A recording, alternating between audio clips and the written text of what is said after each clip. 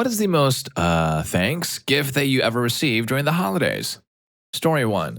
So my parents stumbled upon the Amazon wish list of someone with the same name as me, but definitely not me. They thought it was a bunch of weird items and decided not to check in with me or any other family member to confirm if they had the right list.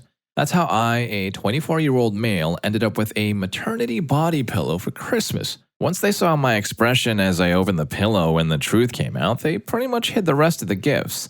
I think there was a tool set or something, some tools that I had absolutely no use for. My parents had intended to contact the guy who shares my name, who probably got excited when he saw that stuff had been bought off his list, through Amazon to explain what happened because he was undoubtedly confused. I just don't have any idea if they actually followed through with their plan.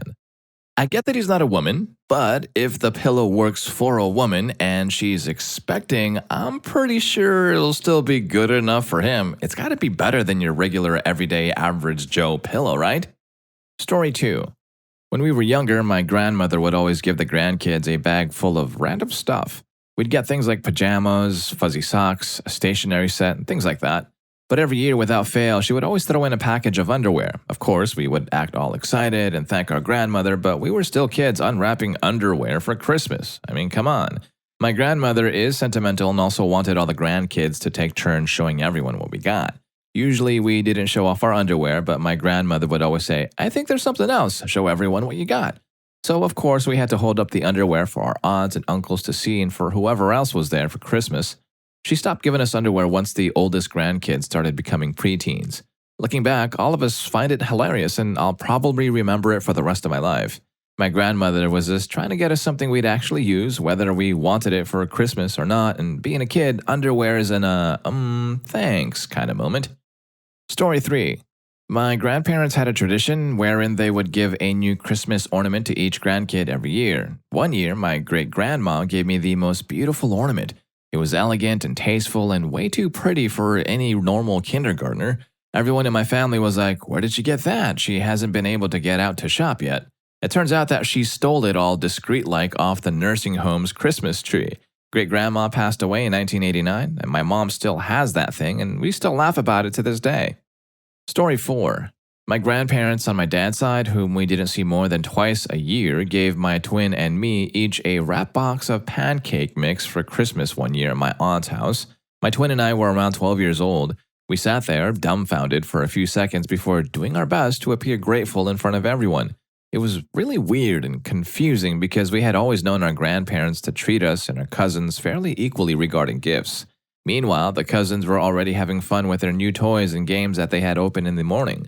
Thankfully, Grandpa only made us squirm in our misery for a few moments before giving us our real gifts, something like cash or gift cards. I think he expected us to see through it and realize they were making a joke because our dad had recently bought a waffle iron and we were on a bit of a waffle kick at the time. But all of that was lost on Twin and me, making for a very awkward Christmas moment. Dang, Grandpa had jokes. Good one, Grandpa. At least this grandpa had something up his sleeves to make up for his prank. The in-laws in Story 8, on the other hand, are hopeless. Story 5. There was one Secret Santa where I got matched with a woman from 3 rows of cubicles over who, on her write down 3 gift ideas for your Santa paper, had just written cigarettes. I didn't know anything about cigarettes, so I went to a Walgreens and told the cashier, "Hey, my Secret Santa recipient is a smoker. Can you, sell me about $15 worth of cigarettes?" That being the price limit for the Secret Santa. So he gave me some brands that came out to about that amount. It might have been $16 and some change, I don't really remember. Now, when gifts were exchanged, she complained that Santa didn't get her the right brand. I had no idea what she smoked or what constituted a good cigarette. I just got her a quantity of what she wanted, roughly equivalent to the amount I was supposed to spend. So yeah, that's the year I was trashy call center Santa. Meanwhile, my Secret Santa gave me a bake some cookies kit with an oven mitten, a spoon, and a bag of chocolate chips, which was pretty cool. Story 6. I was a step-grandchild and my grandmother sold Avon to feed her binge online shopping. So while the 6 other grandchildren got real leather jackets, diamond jewelry, motocross lessons, and one year an actual motocross bike, I got plastic Avon jewelry. For reasons too long to list here, I got placed with my grandparents 2 weeks before Christmas one time. I watched everyone open up their gifts, and then one aunt gave me a Walmart bag with some socks in it. Another one told me I should be grateful that the family was taking me in instead of leaving me on the street, and that was my present. I had 7 aunts and uncles and their spouses, along with my grandparents, who treated me like that in a situation that was well out of my own control. Needless to say, I don't talk to my family anymore. Story 7. On the very first holiday after my wedding, my mother-in-law sent my wife and me each separately the same self-help book on how to survive living with a cruel spouse. Not how to divorce or anything, but just how to live in a relationship with a cruel spouse.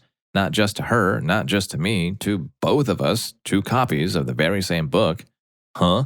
I interact with her at the bare minimum, and she lives quite far away, so it's pretty easy to cut off all communication with her. I sometimes feel like telling my wife to stop calling her, but honestly, she just really wants to talk to her dad. Her mom simply rarely allows this, so most of those phone calls end up with my wife feeling miserable. Now, it seems like the father-in-law needs a copy of that self-help book too, right? Story 8. A few years ago, my in-laws handed out their gifts to my wife, me, my sister-in-law, and her then boyfriend. I opened my gift and it was a very large container of Cajun seasoning. It was like the size you would get at Costco, seriously large. I was sort of confused because they gave their other daughter's boyfriend 3-4 t-shirts, a hat, a jacket from his favorite sports team, along with a gift card to a store he likes, and all they could come up with for me was a seriously huge jar of cooking seasoning. My father-in-law said he knew I'd like to cook. I don't like to cook at all, and I got the impression they just forgot to buy me anything or couldn't be bothered to come up with anything better. I really don't mind getting a weird gift or even no gift at all, but it hurts when it's so clearly obvious they didn't care enough to even put a modicum of thought into it, while at the same time seeing them buy such thoughtful gifts for their other daughter's boyfriend. When I've been their son-in-law for 5 years, at that point, I put the seasoning in their pantry before we left to go home. Story 9. Clowns. Every year, a new clown. I try to tell my abuelito that I don't even like clowns. They're weird, but I would still get a new clown figurine, doll, lamp, picture, or whatever every year for Christmas and my birthday. I have boxes of clowns.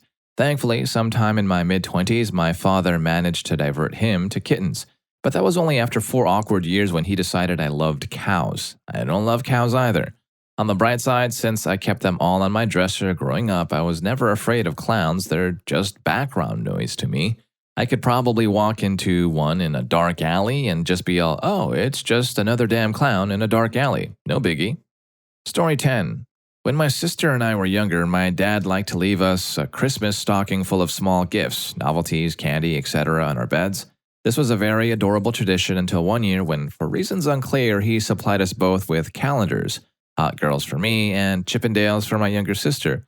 After discreetly saying, what the hell, to each other on Christmas morning, we each got rid of them, and for around 20 years, they have never been mentioned by anyone involved.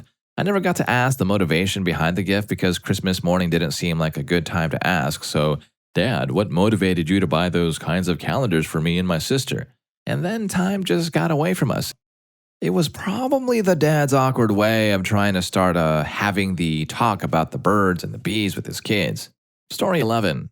I finally convinced my dad to stop buying me Christmas gifts after receiving, each in a different year, a giant tin of crappy fruit tea bags. My loose-leaf artisan tea obsession had died out 2 years earlier.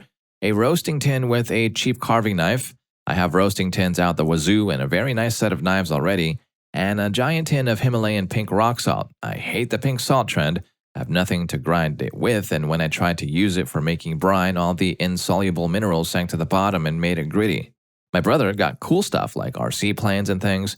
I don't think it's intentional though. My dad loves me, but just has no idea what I like. Story 12. My grandmother sets up various nutcrackers in her home during Christmas, and at some point every year, she began to give one to every grandchild. We got to pick which nutcracker to take home, and it was kind of exciting if you ended up getting to pick the one you wanted before your older cousins. Although now, at 21 years old, this has left me with many nutcrackers. Maybe close to 17 or 18, and my brother has like 10 or 11. There are 2 large storage tubs just filled to the brim with nutcrackers of various sizes and themes. We don't put them out anymore, it's just too much work. Story 13. My little Welsh Nana used to do all her Crimbo shopping in the summer. Well, this one year her health declined and she passed away. We found her bag of presents and distributed them among the family. Everyone was stupidly excited to get this one last gift from my dear Nana. Pickle spoons. With 20 plus family members, we all got a pack of those spoons, and to be honest, just the hilarity of it was all worth it. So excited about this one present, then crying with laughter and sadness because I just miss my Nana. But my God, was she a crazy coot. To be fair to Grandma, the pickling season is after the summer, so she probably thought her family needed some pickle spoons. Story 14. One year, every male member of my family, no matter how old, got remote-controlled monster trucks. This had been deemed a quote-unquote couple gift somehow, even though it was addressed to the men. Guess who's the only single member of the family? Me. Guess who's transgender, born female, and trying to get the courage to come out as male? Me. So I didn't feel left out, and my grandmother bought me the single girliest purse she could have found in a store. Even without knowing I'm a guy, I don't know why she thought of me. I've never been into purses my entire life. They're usually not that weirdly or casually sexist, but that year kind of physically hurt. Story 15. My aunt gave me, along with all of the other nieces and nephews, there were 6 of us, a bunch of office supplies, pens, notebooks, and stuff like that. She works for a bank. I was young then, and the younger me, without thinking, blurted out, "Who wants a pen for Christmas?" The worst part is that I didn't even take into consideration what I said until about an hour later, when my brother told me what a prick I was. I apologized profusely to my aunt, but the damage had already been done. She forgave me, and no one has mentioned it since, but we do a Yankee swap every year now. Oh yeah, give me a Yankee swap gift any day. Those are hilarious items. Man, some people give the oddest of gifts, just like some people have the oddest stories. Now, if you're more up to odd holiday or regular day stories like this video, and please do subscribe to my channel for your daily dose of quirk. It really helps me out. Thanks for watching. Story 16. My family always did the post office Christmas gift donation thing. You know, the one where you get a kid's age and gender to buy them gifts. Well, even on Social Security, my dad would give us the choice to do it, even if it meant we get less. I loved it and always look forward to doing it. My mom remarries, and her new husband thinks it's a great idea to sign us up to receive gifts from the program, and I never felt so ashamed. I felt so guilty because I was taking someone's Christmas, I guess. I kept asking Mom if we were going to do it that year, and when she finally drove us to the post office, I got excited to pick out a name. She drives to the back and instead picks up 3 bags of presents, 3 for 2 kids. I was mortified.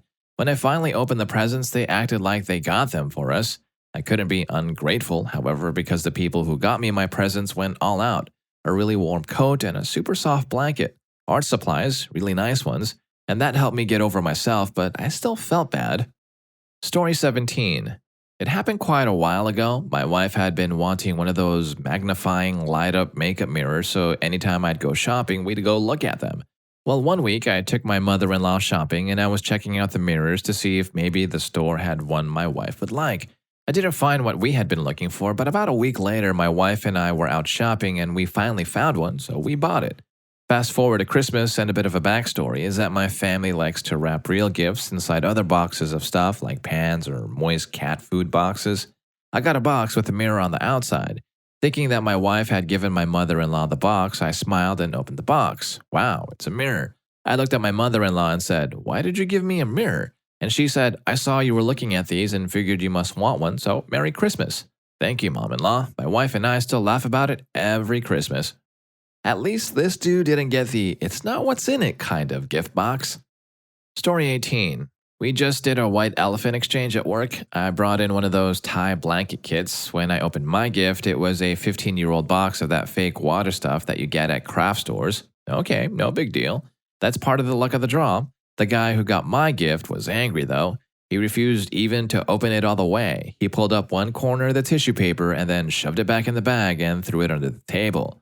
Later on, I heard him walking around the office demanding that someone take this stupid gift. "I don't want this thing. If nobody wants it, I'm throwing it away. Who the hell wants stuff like this?" he would always say. Someone asked him if his preteen daughter might like it. He said, "No, I'm not giving something like this to her." I had no idea a blanket could make someone quite so angry. Part of me almost felt embarrassed, like, did I really give that awful of a gift? The other part of me just felt like marching up to him, taking it back, and giving it to someone who wasn't an a-hole. Story 19. When the Jags first came to Jacksonville, it was a huge deal. I was young and didn't watch football, but I decided I wanted a Jags jersey. Christmas morning rolls around and the last gift comes to me, and I just know it's my jersey. I opened it up to find a white t-shirt with Jags written on it in Sharpie and a Jags picture taped to the front. I was young at the time and tried like hell to use my best manners to thank my grandparents while fighting back tears. Side note, I adored my grandpa more than life itself, and I didn't want him to know I was upset. A few minutes later, my grandpa pulled out one more box from behind his chair and got my real Jags jersey. I still have it to this day. It was a Brunel jersey with the old logo on it. Story 20. I was a poor freshman in college, young, naive, and uber prude, the product of two loving but very conservative Christian parental units. The kind of parents where we never had the talk because their little girl would never do such things. And lo and behold, they were not incorrect. I never thought I'd ever so much as hold a boy's hand. My brother, on the other hand, was a frat boy extraordinaire, freshly graduated and back from a trip to Europe with his girlfriend. Then, this one Christmas, with my mother sitting right next to me, I opened my present for my brother. It was pasta. I immediately put the wrapping paper back over it. I was aghast at what I thought I had just seen. My mother begged for me to unveil my amazing European present to the whole room. But what was I to do? Surely the pasta could not possibly be shaped like a Johnson, and I had recognized it in a split second. Did I dare open it the whole way, risk being wrong, and be thought of as a creep for my initial reaction? Well, long story short, yup, that was definitely some Johnson-shaped pasta, and my brother had some serious explaining to do to our parents, and I was all, thanks. What am I supposed to do with this? One does not simply eat these. But dang, did I have fun with it a year later once the internet had finished corrupting my delicate sensibilities. Story 21. So my family makes this our theme. Instead of Merry Christmas, we have Happy Crappy Christmas. Instead of spending hundreds of dollars on gifts we don't know if the other person will like, we just buy them at the dollar store and wish for gifts that we are fairly certain the recipient will not like but will laugh at the idea of. It started as a tradition my college roommates started, and one year I was looking at all the meaningless gift cards and bad gifts we siblings kept giving each other and thinking, this is nuts. So I introduced them to Happy Crappy Christmas and instead made the day about just being together, drinking booze, eating copious amounts of food, and watching Christmas movies like Die Hard and Lethal Weapon. Now last year, I think my sister won when she bought us cheap Chinese backside bleaching kits. Story 22. My husband has relatives who work in a thrift store, so the entire family gets some really weird presents from them. I got a used nightgown like what grandma would wear. It was white but had turned yellow with age. It smelled kind of musty too. A stained incense stick holder with some incense sticks in a package that was opened. A collection of china plates with stains. A shirt so big I could swim in it. And a lightly used bottle of perfume that was pretty much the mothballs. I just donated them right back to another thrift store. No matter how fancy you try to say it, the mothballs, it just does not smell good to me. Story 23. So last year, my dad was short on some money for Christmas. I took him shopping to buy stuff for everyone else, and he was going to pay me back. He never actually pays back what he borrows. In the end, he asked to borrow money for one more gift he needed to get. I gave him the money and he bought me a gift card. It was to a restaurant I like, but he literally took my money and put it into a less usable form. Story 24. Secret Santa for my dance class. I was still young at the time and I was known for not being Christian. And the girl who got me was very much in the vein of you're going to go to hell for believing in other gods kind of girl. She gave me one of those soft-cover children's books about the birth of baby Jesus. I was pretty hurt about it, but I was also one of those people who wouldn't make a scene, so I just retreated to a corner and waited for my mom to pick me up, while pretending to be gracious for a book with a $1 sticker still on the front. Story 25. I've been a vegetarian for 20 years now, and last Christmas my aunt gave me a barbecue cookbook and told me it was because men won't date a woman who doesn't know how to cook them steak. Joke's on you, Auntie Lisa. I'm not single because I'm vegetarian. I'm single because I have a terrible personality. Aunt Lisa probably believes that knowing how to prepare a steak makes up for a lot of personality. Story 26. Me and my dad have a small talk sort of relationship, so we never speak often even when we live together. So that means we don't know much about each other either. Before Christmas one year, he asked me what I wanted and I just told him, I don't know. Because there was nothing that I wanted in particular that year. Christmas comes around and I'm opening my gifts when I grab the one my dad got me, and when I unwrap it, it's a Barbie doll. I was 16. Nice. I was really disappointed, but I'd be lying if I didn't keep that doll until I moved out because it was also a little sweet. Story 27. My father bought me a bunch of bugs and acrylic blocks. He seemed to be under the impression that I was obsessed with bugs or something because he bought me dozens of them, and a giant spider in a glass too, and I'm an arachnophobe. He just moved to another state, and I will miss his Christmases. He gave us the best, weirdest stuff and would always also stuff us with delicious Middle Eastern food. Hi, I hope you enjoyed the video, and if you made it this far, I'm sure you'll also enjoy what's a funny memory you have that if you told someone they'd think you're actually lying about it. Story 5 was a good surprise. I'll see you in that video, and I want to wish you a happy holidays, and thank you always for watching.